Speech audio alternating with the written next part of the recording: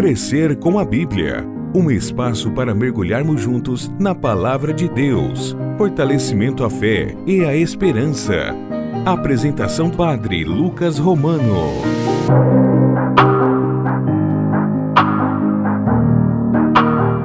Louvado seja o nome de nosso Senhor Jesus Cristo. Olá a todos que nos escutam pelo podcast Crescer com a Bíblia. Estamos em mais um ano, o ano de 2026, e aqui nos propomos a estudar o livro de Daniel. Quem fala é o Padre Lucas Nazareno, e nesta quarta-feira, 7 de janeiro, vamos falar sobre a estrutura do livro de Daniel e sua língua. Em que língua o livro de Daniel foi escrito? Para que a gente possa aprofundar na obra, precisamos saber quantos capítulos possui o livro de Daniel, como ele é dividido, qual a sua língua original, se possui mais de uma língua, tudo isso vamos ver agora. Então, vamos ao que interessa. O livro de Daniel tem 14 capítulos. Esses 14 capítulos são divididos em 3 partes. Mas antes de falarmos sobre os capítulos propriamente dito e sua divisão, vamos ver a questão da linguagem, da língua. Em que língua o livro de Daniel foi escrito?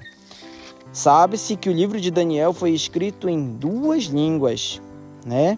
Hebraico e aramaico.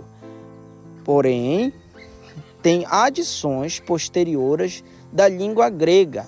Dessa forma, no final de sua redação, possui 3 línguas: o grego, o hebraico e o aramaico. Sabe-se que a adição da língua grega é fácil de perceber, porque não é a língua dos judeus. Então, se possui partes gregas dentro do livro de Daniel, foram adicionadas posteriormente por discípulos do autor do livro. No entanto, como podemos explicar a parte onde tem hebraico e aramaico no mesmo livro, no mesmo texto? O autor Luiz Alonso, escritor do livro Profetas, disse o seguinte: uma das teorias é: a obra original foi escrita em hebraico e uma parte dela foi traduzida para o aramaico, língua corrente daquela época. Veja bem, a ideia é essa: toda a obra foi escrita em hebraico e depois se percebeu a necessidade de traduzir para o aramaico, mas não se traduziu tudo, se traduziu só uma parte, que inclusive é a primeira parte do livro. Possui uma segunda teoria, que o original era todo aramaico e alguns capítulos foram traduzidos para o hebraico, que é a língua da Sagrada Escritura. É a língua do livro do Gênesis e da maior parte dos livros que estão encontrados na Sagrada Escritura. Então essa também é uma teoria. Possui também uma terceira teoria que pode ser aceita. O autor do livro empregou, ou os autores do livro, pregaram, por razões desconhecidas, ambas as línguas. Uma parte foi escrita em hebraico, outra parte em aramaico, e não se sabe por quê. E, como já falamos, os fragmentos gregos foram adicionados posteriormente.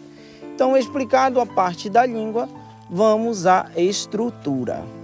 A estrutura do livro de Daniel hoje é visto da seguinte forma: possui uma introdução, que está no capítulo 1, O capítulo 1 todo é uma introdução do livro de Daniel, e depois possui 3 partes: narrações, do capítulo 2 ao 7, do 8 ao 12, visões, e do 13 e 14, narrações novamente.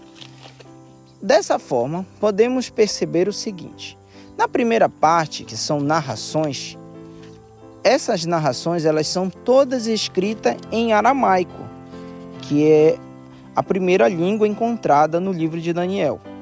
E essas narrações falam sobre o quê? Sobre os sonhos dos 4 reinos, E você pode, se você tem a Sagrada Escritura, a Bíblia de Jerusalém, você vai perceber essa divisão bem claramente.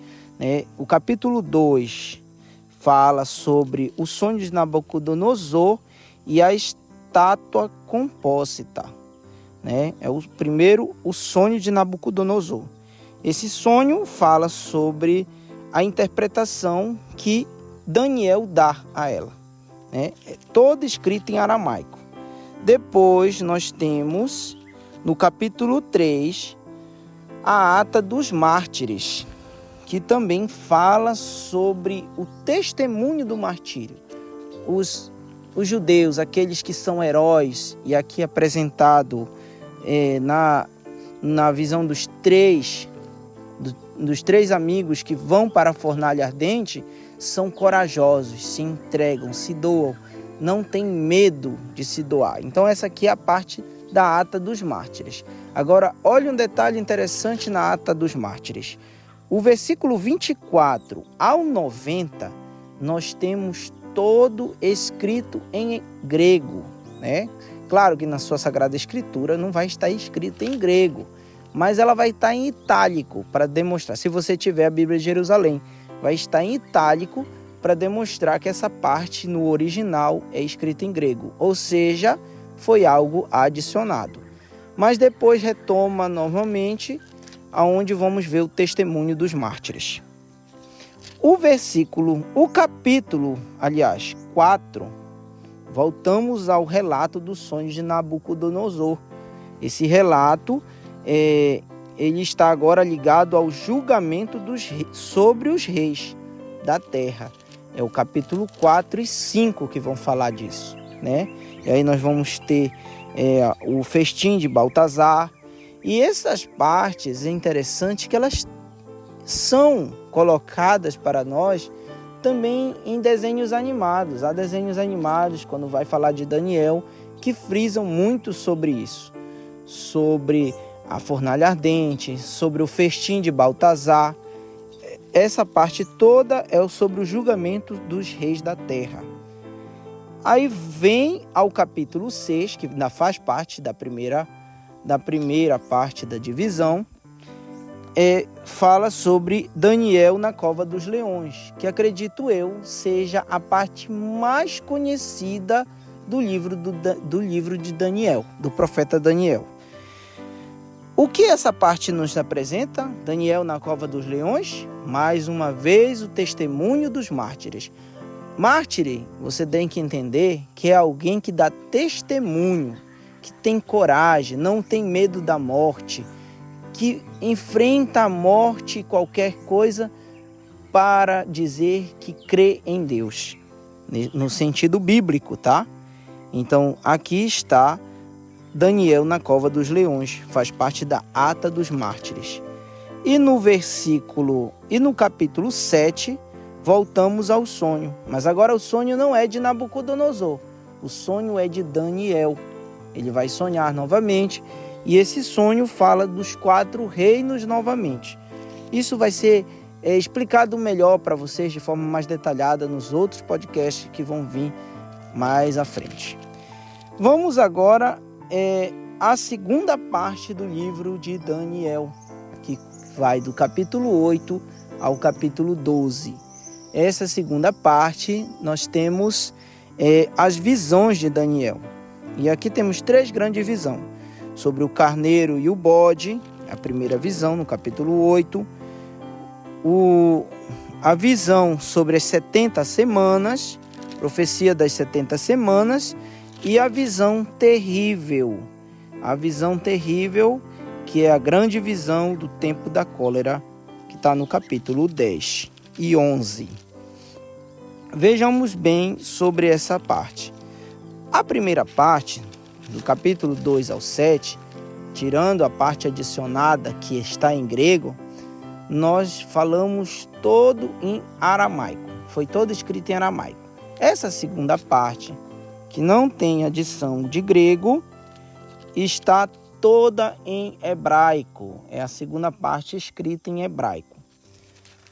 E a terceira parte, a parte de Daniel, capítulo 12, capítulo 13, aliás, e o capítulo 14, é deuterocanônico. O que isso significa? Foram adicionados depois. Se foram adicionados depois, representa o quê? A parte escrita em grego novamente. E esses 3 relatos, que são narrações, saímos da parte da visão e voltamos a narrações, fala sobre o quê? Uma cultura mais helenística do livro de Daniel. Por isso também é escrito em grego, seu original é grego. Porque essa cultura helenística, ela frisa a sabedoria, a sensatez, o juízo, o julgamento. E aqui são midrashes, né? Por exemplo, Daniel e Susana, o julgamento de Susana, o qual Daniel se torna o juiz justo. Ele consegue reverter um quadro de injustiça sobre a inocência de uma mulher para torná-la inocente no julgamento injusto. E dessa forma, queridos irmãos, nós temos a divisão do livro de Daniel.